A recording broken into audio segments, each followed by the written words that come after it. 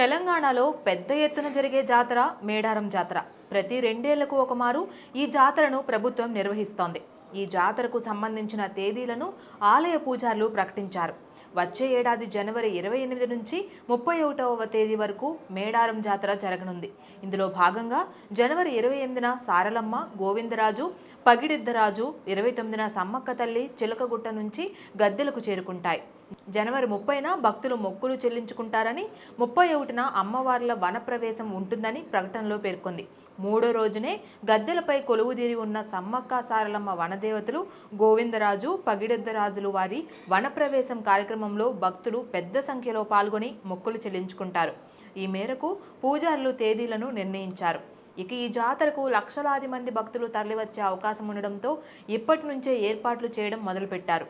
ప్రతి రెండేళ్లకు ఒకమారు జరిగే ఈ జాతరలో టన్నుల కొద్దీ బెల్లాన్ని అమ్మవార్లకు సమర్పించడం ఆనవాయితీగా వస్తోంది.